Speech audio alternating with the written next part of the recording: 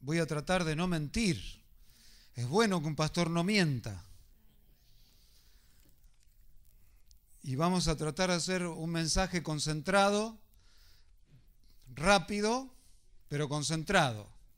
Estaba leyendo en un libro que hablaba sobre comentarios sobre Hebreos, y un viejo predicador dijo a uno que se estaba iniciando su secreto para predicar. Bueno, oraba, después cuando recibía la palabra de Dios, al momento de predicar decía: les digo lo que les voy a decir, se los digo y después les digo lo que les dije.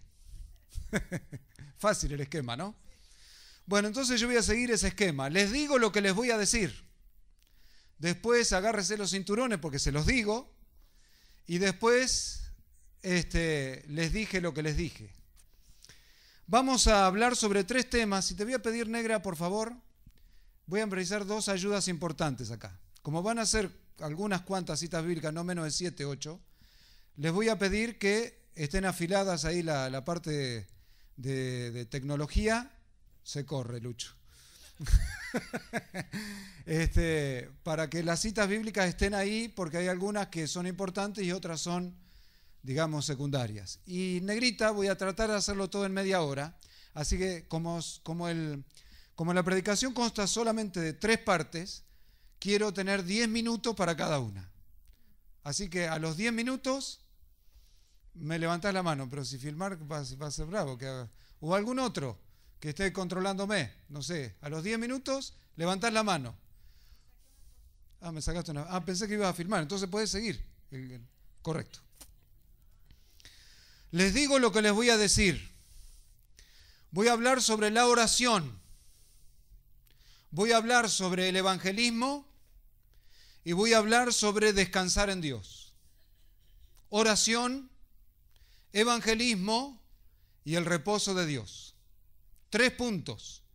Repítanlo conmigo. Oración, evangelismo y el reposo de Dios. 10 minutos para cada uno. O sea que no se relaje.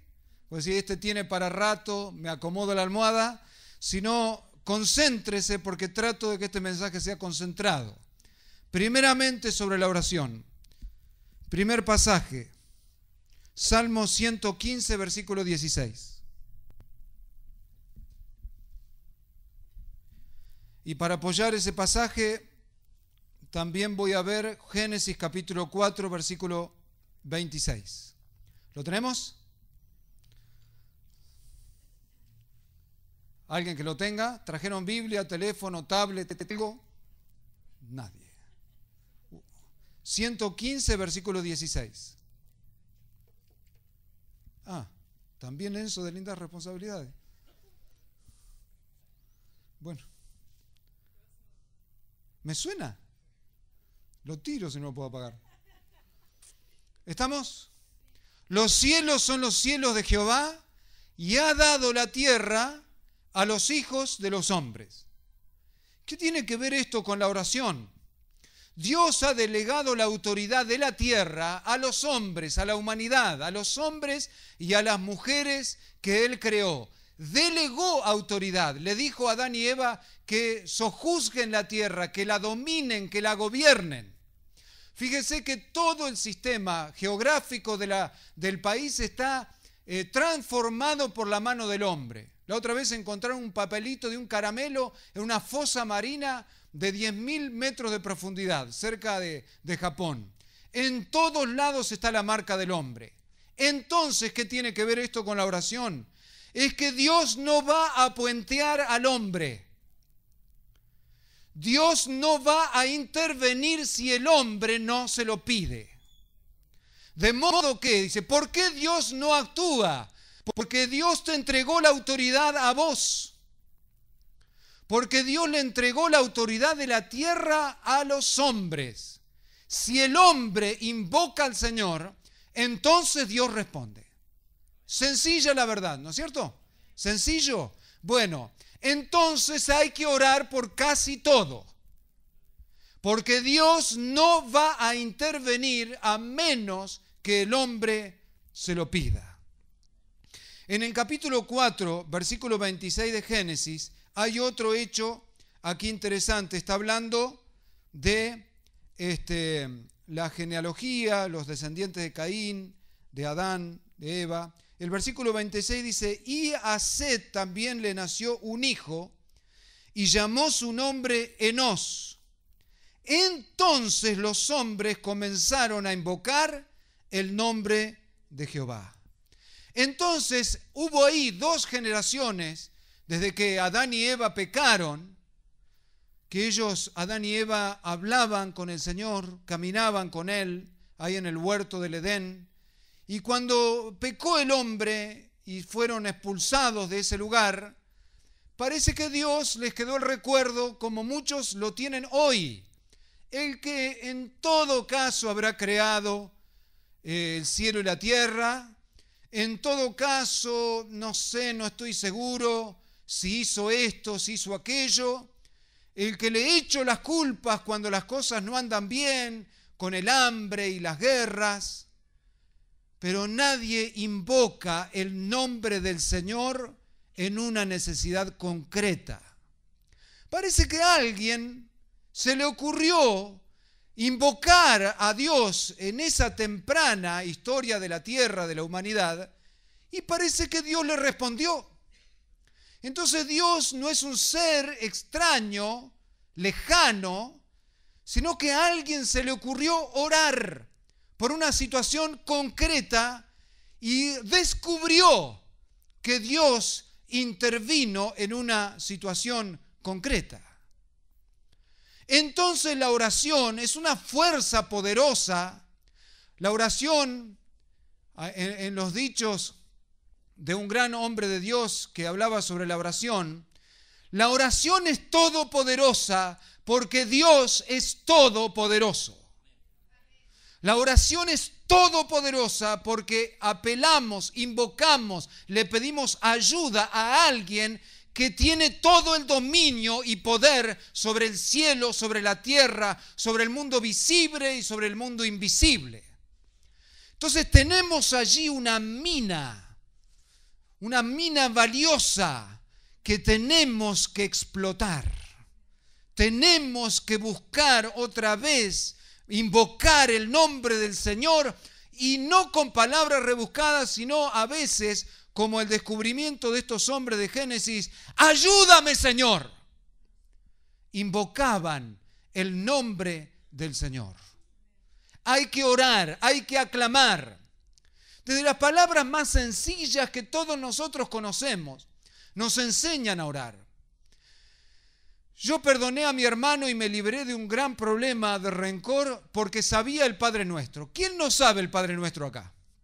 Padre nuestro que estás en los cielos, santificado sea tu nombre, aunque sea, no sé, ¿lo escuchó alguna vez? Levante la mano el que conoce el Padre Nuestro.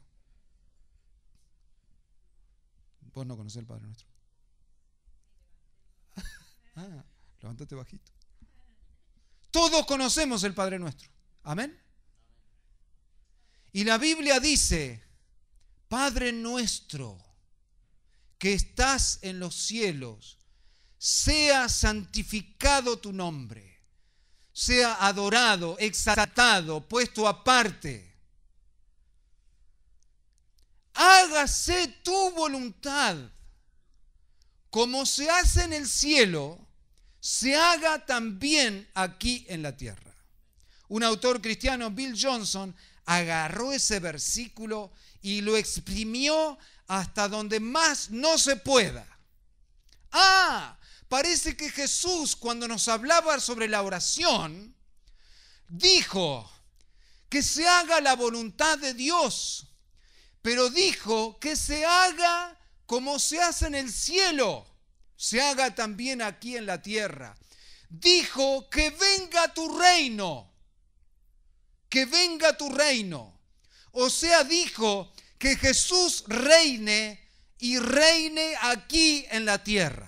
Y Bill Johnson dice: ¿hay enfermedad en el cielo? ¿Hay pecado en el cielo? ¿Hay confusión en el cielo? ¿Hay rebelión en el cielo? Entonces, Orar con esa ambición es orar para que todo lo que está en el cielo baje aquí a la tierra. Traer el reino de Dios aquí en la tierra, aquí y ahora.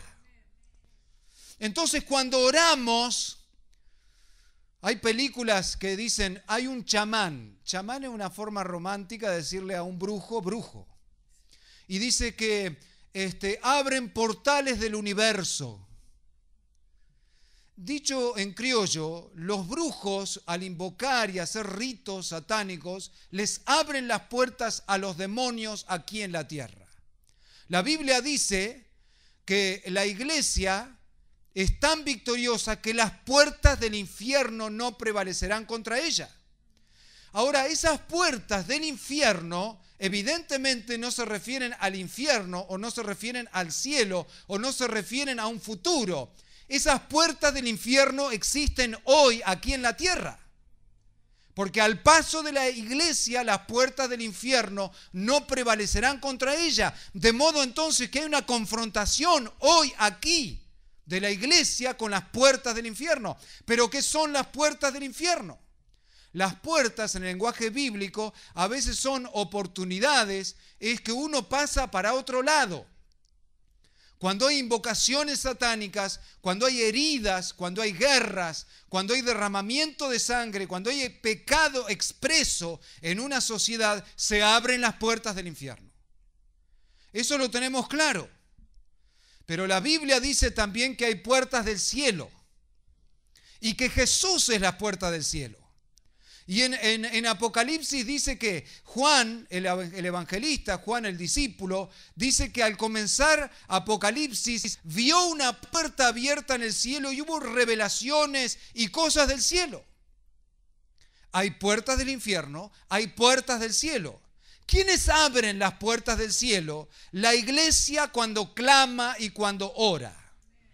Así como los brujos abren las puertas del infierno y los pecados manifiestos abren las puertas del infierno, a veces que dejan atados a naciones enteras. Haití hizo una invocación a Satanás y abrió una puerta. Y Haití es una de las naciones más pobres del mundo. Abrió una puerta, sus representantes la abrieron. La gente que habitaba allí abrió una puerta. Entonces nosotros tenemos que abrir las puertas del cielo y cerrar las puertas del infierno. Tenemos autoridad para hacerlo. Hermanos, cuando nos reunimos a orar, se me está agotando el tiempo para hablar sobre la oración. Entonces nosotros tenemos que abrir las puertas del cielo, que descienda el reino de Dios. Tenemos ejemplos donde en lugares se han abierto puertas del cielo y el reino de Dios ha descendido. En prosperidad, en bendición, en arrepentimiento, en sanidad, en milagros. La vez pasada, en la otra vez que me tocó predicar, dije como al pasar algo que era completamente del Espíritu y la verdad que no lo desarrollé mucho. La viuda que insiste en que el juez le haga justicia. Habíamos dicho que la viuda es representante de la iglesia, como representación de la iglesia, delante de Dios. Delante de Dios somos como la viuda, totalmente dependientes, necesitadas, pobres, sin influencia, humanamente hablando, cuya única posibilidad era clamar a un juez y ese juez le responda. Habíamos dicho que esa parábola tiene tres personajes, la viuda, el juez y el adversario.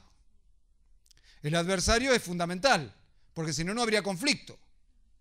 Y se nos enseña que en forma perseverante clamemos a Él de día y de noche para que el juez de la tierra haga justicia. Y ese pasaje, ya ni bien empieza, lo aclara, dice cuál es el tema.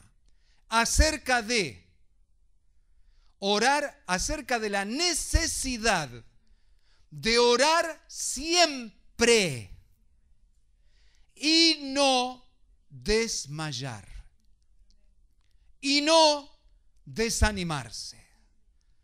Entonces, es un mandamiento expreso, oremos siempre. Y no nos desanimemos por nada. Clamemos a Dios hasta que Dios haga descender el reino de Dios en el lugar donde estamos. Lo dice la Biblia. Si el Señor nos instruyó a que pidamos que se haga su voluntad, a que pidamos que el reino de Dios descienda, entonces será que el reino de Dios tiene que descender. Y si desciende, entonces hay el producto del cielo acá en la tierra. Conocemos bastante del producto del infierno acá en la tierra, pero la iglesia puede traer el producto del cielo aquí en la tierra. Hay mucho más para decir, pero no me quiero extender. Dije que no iba a mentir. Evangelismo. Busquemos por favor Esdras. Esdras capítulo... Muchas gracias, hermano. No sé qué será esto. Este es el pedido de oración. Esdras capítulo 10, versículo 4 solamente... No, poné Esdras capítulo 10, versículo 1, directamente. Amén. Ahora, nosotros tenemos siempre la tendencia a parcializar la enseñanza. Si toda esta predicación sería solamente de la oración, tenemos tendencia a hacer lo único que vemos. Entonces nos haríamos un convento, nos haríamos un monasterio y oráramos todo el día. Pero no es a lo único que Dios nos llamó. Dios no nos llamó solamente a orar. Esdras, dice, mientras oraba Esdras, es más extenso el versículo, pero lo vamos a hacer cortito. Esdras era el sacerdote de un pueblo que estaba regresando a su tierra después de un tremendo juicio que Dios había bajado sobre la tierra santa. Y habían estado 70 años fuera de su tierra y estaban volviendo a su tierra. Todo estaba arruinado, pero Esdras y Nehemías estaban ahí volviendo con su gente. Esdras tenía bien claro que había sido a causa del pecado semejante horror. Y entonces descubre que entre su gente, después de 70 años de juicio, de dolor, para hablar un lenguaje crudo, muchos descendientes de reyes habían sido castrados, entre ellos estaba Daniel, y habían matado en forma cruel a niños, mujeres, ancianos. Pero cuando volvieron a la tierra, Esdras descubre que nuevamente el pueblo estaba pecando. Y Esdras, horrorizado, ya no sabe qué hacer. Ayuna. Esdras dice, ahí lo dice la Biblia, que agarró el pelo y se lo sacaba. Se agarraba la barba y se la tiraba, porque estaba horrorizado otra vez del pecado de su pueblo. Y se puso a orar y a clamar. Y confesaba el pecado. Y decía, perdónanos, no tengo cara otra vez para volver a orar, porque mi pueblo otra vez pecó. Parece que no entendió. Y lloraba y amargado estaba ahí clamando. Y le dice, mientras oraba Esdras y hacía confesión, llorando, postrándose delante de la casa de Dios, se juntó a él una muy grande multitud de Israel, hombres, mujeres y niños, y lloraba el pueblo amargamente. Una pequeña enseñanza, no se fije lo que hace el vecino. Ore. Esdras estaba solo orando. Y oró de tal manera que le llamó la atención a la gente. Y hombres, mujeres y niños, esos mismos niños que nosotros no sabemos qué hacer con ellos, vinieron al altar y también lloraban. Y se postraban y clamaban al Señor. Siguiente versículo, por favor. Y acá hay que tener don de interpretación. Entonces respondió Secanías, hijo de Jehiel, de los hijos de, vaya a saber quién. Y dijo Esdras, nosotros hemos pecado contra nuestro Dios, pues tomamos mujeres extranjeras de los pueblos de la tierra. Mas a pesar de esto, aún hay esperanza para Israel. También es una tentación para nosotros, los que vemos la guerra espiritual. Y decir, pero ¿cuándo vamos a triunfar si el pueblo de Dios vuelve a pecar, vuelve a distraerse? Y una persona ahí de la gente dice, hemos pecado. Y semejante horror que tenía Esdras, y se refería a pecado sexual, le dice, hemos pecado, hemos dejado a nuestro Dios, pero todavía hay esperanza para Israel. Siguiente versículo. Ay, ¿cómo dice, hermano? Ahora pues hagamos pacto con nuestro Dios, que despediremos a todas las mujeres, debe decir, y los nacidos de ella, según el consejo de mi Señor y de los que temen el mandamiento de nuestro Dios, y hágase conforme a la ley. Siguiente, entre paréntesis, si usted comenzó un camino incorrecto, vuelva al lugar donde lo comenzó y vuélvase a Dios. El camino incorrecto nunca se vuelve correcto. Hay que volver al lugar donde estamos y tratar en lo posible de estar en comunión con Dios. Y aquí está el gran asunto. Oramos, clamamos, lloramos, nos lamentamos, pero esto es palabra de Dios. Levántate, porque esta es tu obligación y nosotros estaremos contigo.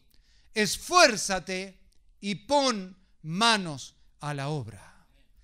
Sí hay que orar, sí hay que clamar, pero es una discusión estéril, decir, ¿qué hacemos? ¿Tenemos que orar o tenemos que trabajar?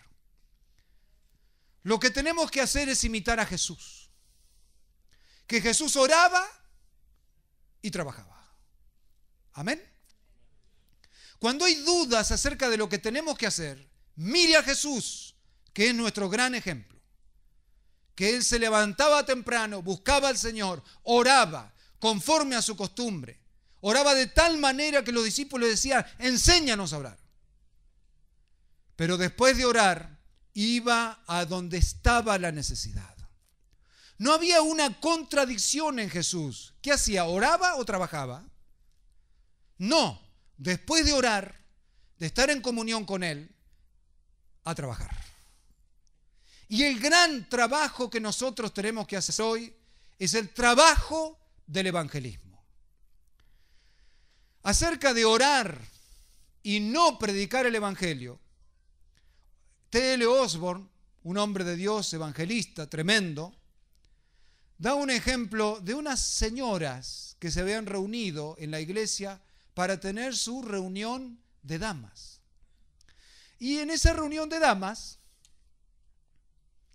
estaban conversando acerca de la vergonzosa actitud que tenía una vecina del barrio. No tuvieron mejor idea que invitar a predicar a un fogoso evangelista. Y escuchó las críticas que le hacían a esa mujer pecadora. Y entonces el evangelista le dice, ¿alguien fue a predicarle el evangelio a esa señora? Y alguien, para defenderse del grupo de damas, le dice, nosotros oramos siempre por ella. Y el evangelista le dijo, si alguien de ustedes no le va a predicar el evangelio a esa mujer, se irá al infierno ella con todas sus oraciones. Porque orar no alcanza, tenemos que ir. No somos más espirituales que Jesús. Y Jesús tuvo que predicar. ¿Amén? No somos más espirituales que Jesús. Y dice, yo predico con mi ejemplo. Y está bien predicar con el ejemplo, Pero hay que abrir la boca para hablarle del Evangelio a otra persona. Porque Jesús tuvo que hablar para que la gente se salve. De modo entonces que es nuestro trabajo para hacer. Levántate porque esa es tu obligación. Osborne, no sin algo de ironía, me imagino en el contexto de iglesias en Estados Unidos, donde se hacen oraciones religiosas y después cada uno hace lo que se le antoja. Dice, así que nosotros venimos a la iglesia y le decimos a Jesús, el cual es el gerente de la empresa, que salve, que consuele, que visite, que sane, que acompañe y que Él haga todo el trabajo y después nosotros nos vamos a nuestras casas, ¿ya estamos? Y nos sentamos a mirar televisión y hacemos de nuestra vida lo que se nos antoja. Y Osborne añade, ¿qué religión más conveniente que nos hemos inventado? Que Dios haga el trabajo que tenemos que hacer nosotros. Ahora, no hay una discusión entre una cosa o la otra. Evangelizar sin oración es hacer cosas sin resultado, sin fruto. Pero orar sin predicar es cargar el auto con nafta y jamás ponerlo en marcha. Muy bien, tenemos el tanque lleno y no vamos a ningún lado. Pero yo tengo el combustible, otro tiene el auto, y alguien que defiende la oración dice, sin combustible el auto no va a ningún lado. El combustible hace que el auto ande. Pero una vez que tenés el tanque lleno, hay que ir para algún lado. Hay que hacer algo. Hermanos, nosotros estamos tratando de evangelizar.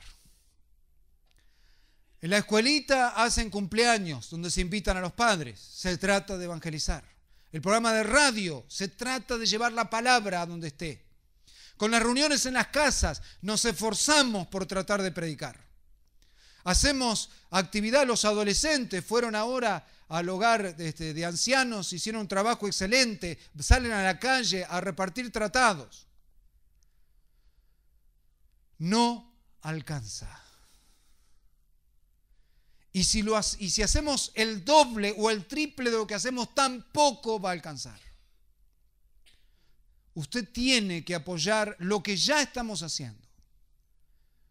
Y usted tiene que hacer su trabajo también en el lugar donde está. Según el libro de Lisi sobre evangelismo, dice que hay dos maneras de evangelizar. Una en forma indirecta, apoyando a un programa de la iglesia, y otra en forma personal, cuando uno predica personalmente. Osborne dice claramente, una cosa no quita la otra. No hay que delegar en la iglesia o en el evangelista que haga mi trabajo de ser pescador de hombres. Yo soy un pescador de hombres igual que Pedro, instaurado por Jesús para salvar las almas que están a mi alrededor. Antes de pasar al siguiente tema, quiero hablarles una palabra que está en Tito, capítulo 2, versículo 9. El apóstol Pablo, en una carta bastante dura a los que estaban en Creta, que no los trata como cretenses, sino casi como cretinos, les dice, los esclavos, ¿cómo dije? Hay 2 o 3 que están escuchando, gloria a Dios. ¿Cómo dije? Los esclavos siempre deben obedecer a sus amos y hacer todo lo posible por agradarlos. No deben ser respondones, ni robar, sino demostrar que son buenos y absolutamente dignos de confianza. Esta palabra confianza, hace como 2 semanas que el Señor me la está dando vueltas. Y algo escribí aquí. ¿Por qué? Estoy en la versión viviente, ¿no? Por eso puede sonar diferente a la que está en la Reina Valera. Dice, entonces harán que la enseñanza acerca de Dios nuestro Salvador sea atractiva en todos los sentidos. Ajá. Parece que uno evangeliza también con la conducta.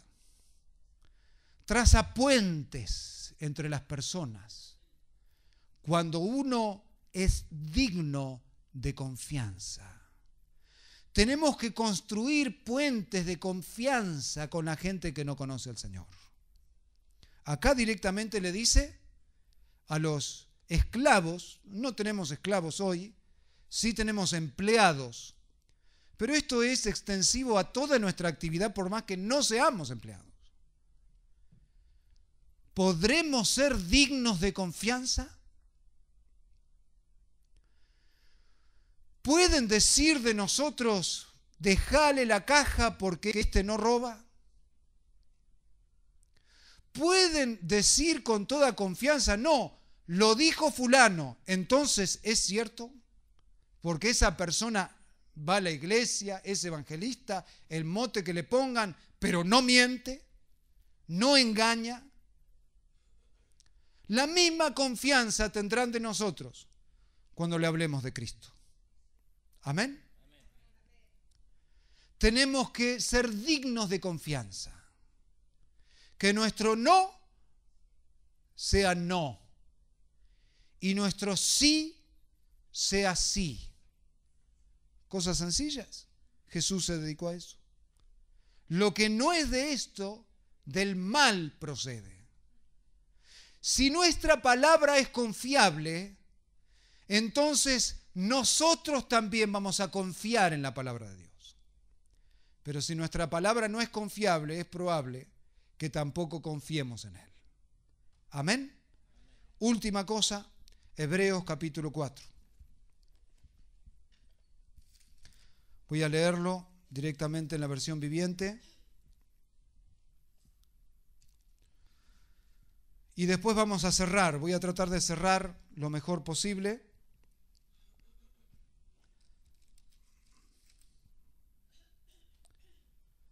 Capítulo 4 de Hebreos dice, todavía sigue vigente la promesa que hizo Dios de entrar en su descanso.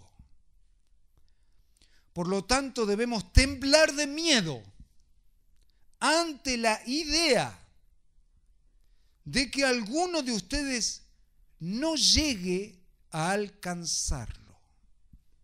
Qué raro este pasaje. Temblar de miedo ante alguien que no alcance el reposo de Dios. Pero si recién estuvimos hablando de trabajar, ¿cómo es que trabajar y descansar pueden convivir? ¿Y cómo hay una amenaza casi tan grande de decir, ¿cómo es que dije? Todavía que sigue vigente la promesa que hizo Dios de entrar en su descanso. Por lo tanto, debemos temblar de miedo ante la idea de que alguno de ustedes no llegue a alcanzarlo. ¿Se está refiriendo a la salvación? No. Se está refiriendo a un estado de confianza en la gracia de Dios, tal que me dé paz en esta vida. El acto de orar y el acto de evangelizar no debe producir en nosotros un estado de estrés, un estado de ansiedad. Esdras casi cae en ese estado. Entonces decía, ya estamos listos, estamos fritos. 70 años después de tanto pecado vuelven a pecar, ya está. Hay esperanza todavía. Y no debemos salir de ese reposo de Dios. Pues esta buena noticia del descanso de Dios ha preparado, Reina Valera Reposo, se nos ha anunciado tanto a ellos como a nosotros. Está refiriendo a los israelitas que no entraron a la tierra prometida, que era su lugar de descanso. Pero ellos no les sirvió de nada porque no tuvieron la fe de los que escucharon a Dios, pues solo los que creemos podemos entrar en su descanso. En cuanto a lo demás, dijo Dios, en mi enojo juré, ellos nunca entrarán en mi lugar de descanso. Si bien ese descanso está preparado desde que Él hizo el mundo, sabemos que está preparado debido al pasaje en las Escrituras que menciona el séptimo día. En el séptimo día Dios descansó de todo su trabajo. Pero en otro lugar, en otro pasaje, Dios dijo, nunca entrarán en mi lugar de descanso. Y ya el séptimo día ya había pasado. Así que el descanso de Dios está disponible para que la gente entre. Pero los primeros en oír esta buena noticia no entraron porque desobedecieron a Dios. Entonces Dios fijó otro tiempo para entrar en su descanso. Y ese tiempo es hoy. Lo anunció mucho más tarde por medio de David en las palabras que ya se han citado. Salto al versículo 14 porque debo estar ya rondando en la media hora. Por lo tanto, ya que tenemos un gran sumo sacerdote que entró en el cielo, Jesús, el Hijo de Dios, aferrémonos a lo que creemos. Nuestro sumo sacerdote comprende nuestras debilidades, porque enfrentó todas las debilidades y cada una de las pruebas que enfrentamos nosotros. Sin embargo, Él nunca pecó. Así que acerquémonos con toda confianza al trono de la gracia de nuestro Dios, y allí recibiremos su misericordia y encontraremos la gracia que nos ayudará cuando más lo necesitamos. En Mateo capítulo 11, versículo 28, dice, venid a mí todos los que están trabajados, cargados, yo los haré descansar.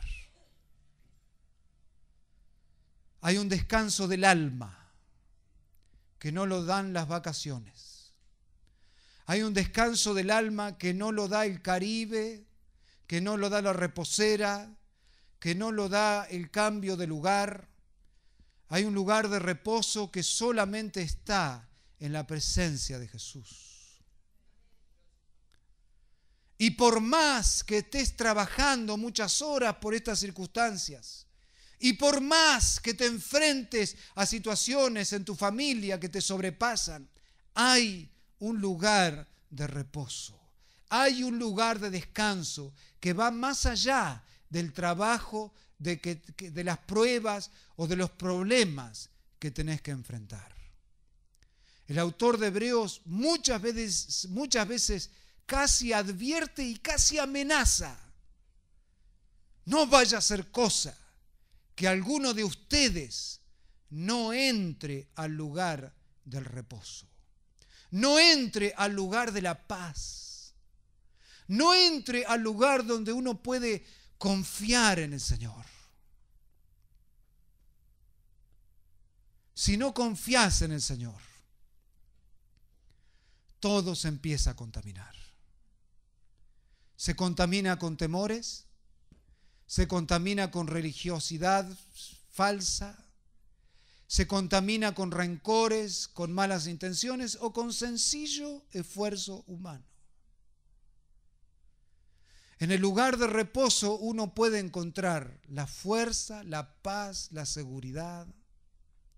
Sí, es el lugar del devocional, sí, es el momento cuando venimos a orar aquí los días de oración, pero también es el lugar de la vida. Lleven mi yugo, dice el Señor. El yugo es una madera que se pone en 2 animales de carga. Y si dice, lleven mi yugo, yo estoy llevándolo el yugo con el Señor. Dice, y hallarán descanso para el alma. Aprendan de mí, que soy manso y humilde de corazón, y hallarán descanso para el alma.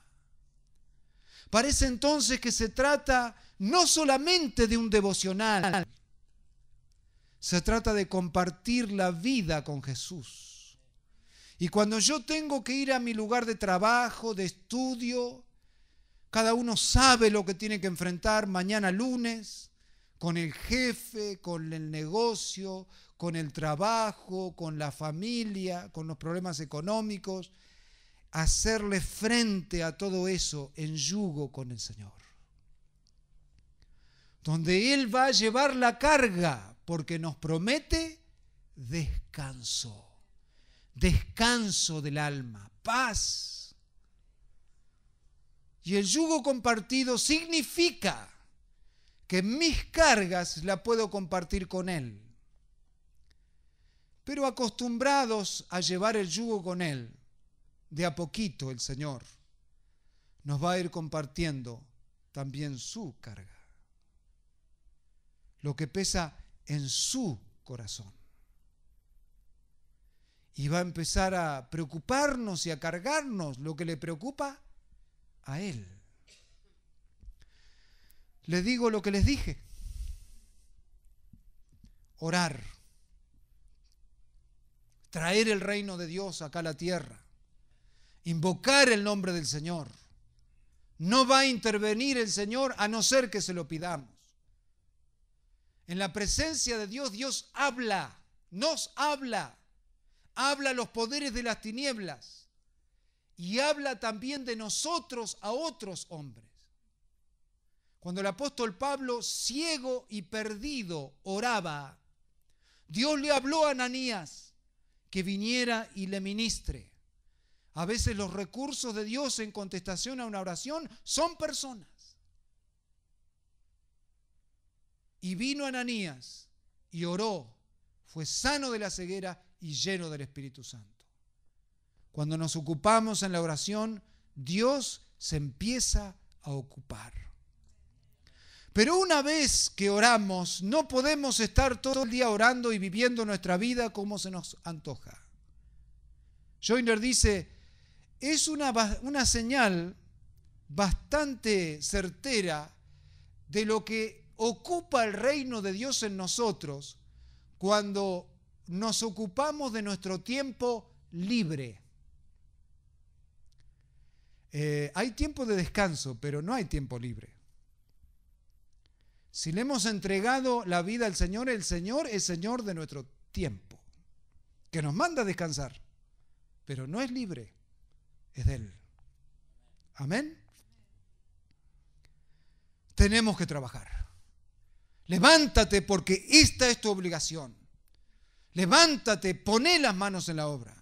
Me olvidaba de un pasaje, Eclesiastés.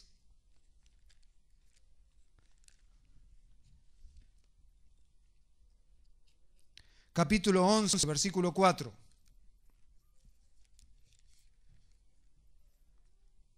Gracias, Jesús. ¿Lo tenés? Ah, bárbaro. El que al viento observa no sembrará, y el que mira las nubes no segará. Pero en la versión esta está bastante mejor. No sé si mejor, más explicativa. Gracias, Señor. ¿Me tienen un poquito de paciencia? Hay uno que me tiene paciencia. Gloria a Dios. Eclesiastés, capítulo, ¿dónde estamos? 11, versículo 4.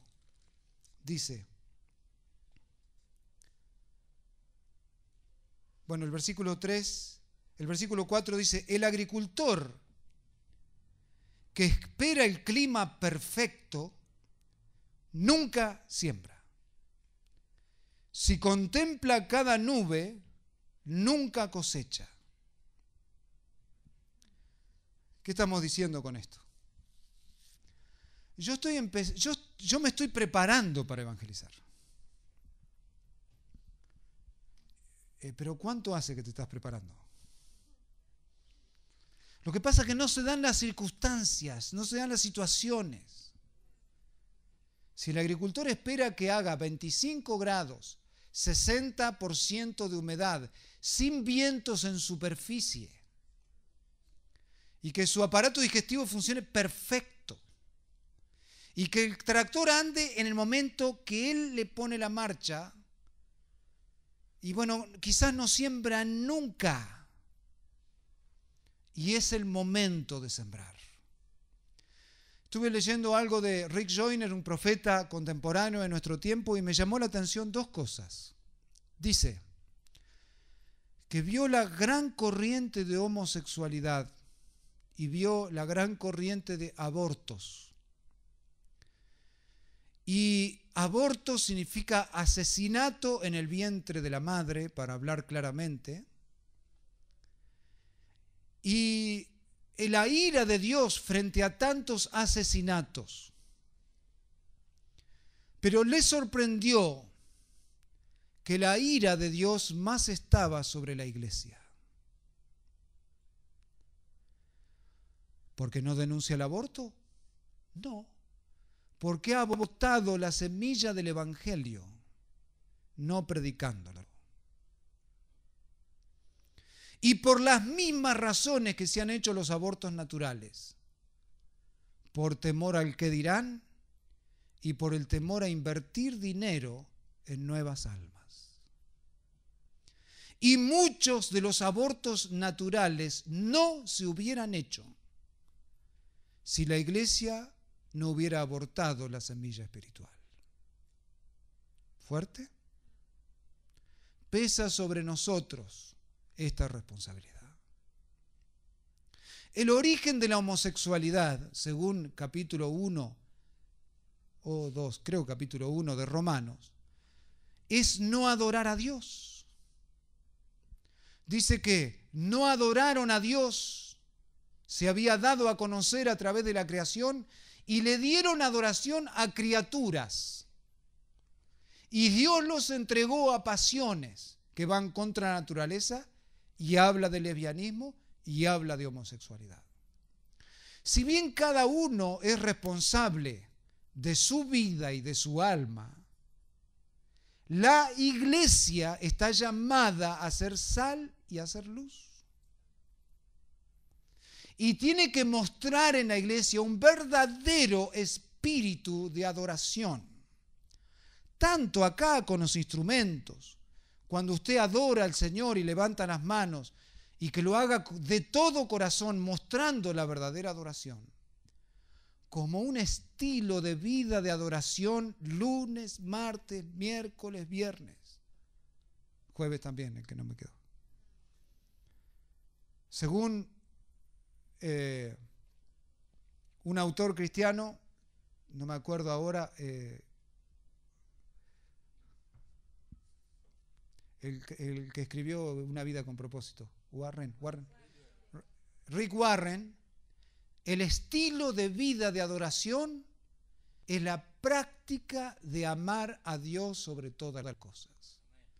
Adoración significa obediencia, adoración significa ver a Dios arriba de las circunstancias, adoración significa agradecimiento, y eso no significa, adoración no significa canciones más lentas. Adoración significa amar a Dios y expresarlo. Quizás muchos que hoy son homosexuales no lo serían si hubieran sido enseñados por la iglesia a adorar a Dios.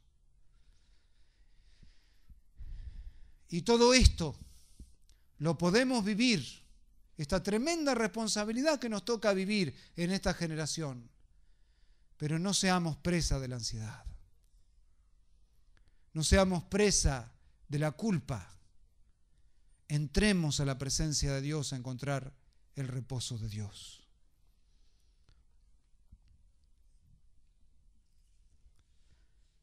Aunque se ha explicado en forma separada, la oración, el evangelismo, el trabajo y la confianza en el Señor, no está separada en la vida de Jesús. Acción, oración, trabajo, evangelismo y paz son una cosa en la persona de Jesús. Jesús hablaba con la samaritana y cuando le dijeron, comé, maestro, él dijo, hacer la voluntad de mi Padre es mi alimento.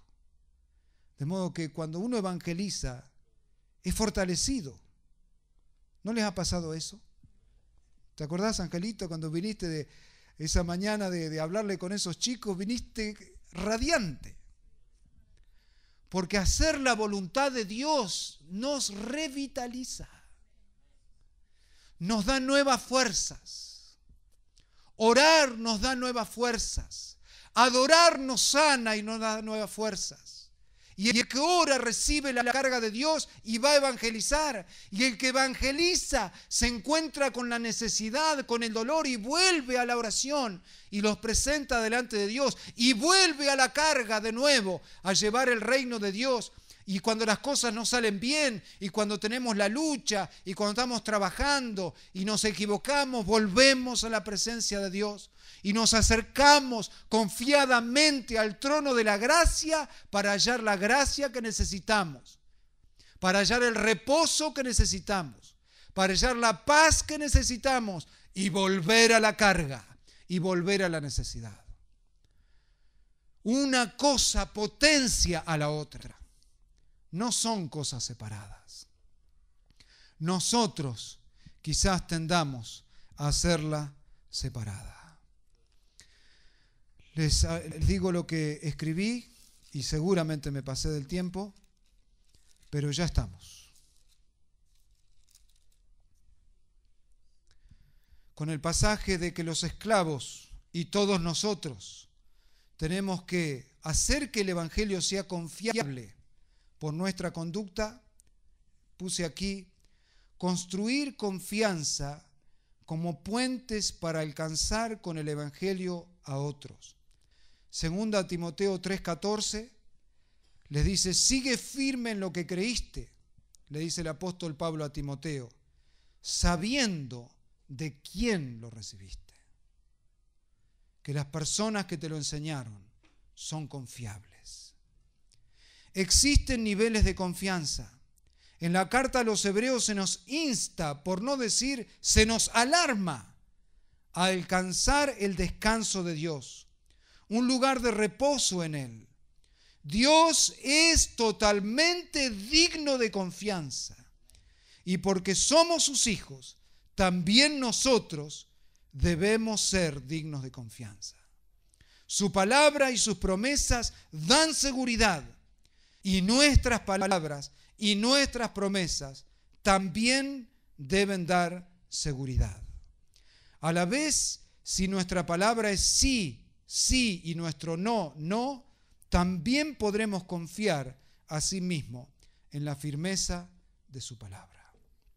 Amén. Gracias, Señor. Póngase de pie, por favor.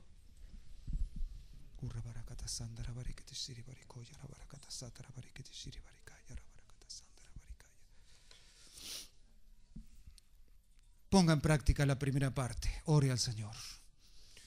El Señor no va a orarse a no ser que usted ore. El Señor ha dado la tierra a los hijos de los hombres. No intervendrá a menos que el hombre se lo pida. Pídalo. Pídalo al Señor. Pídale al Señor que intervenga.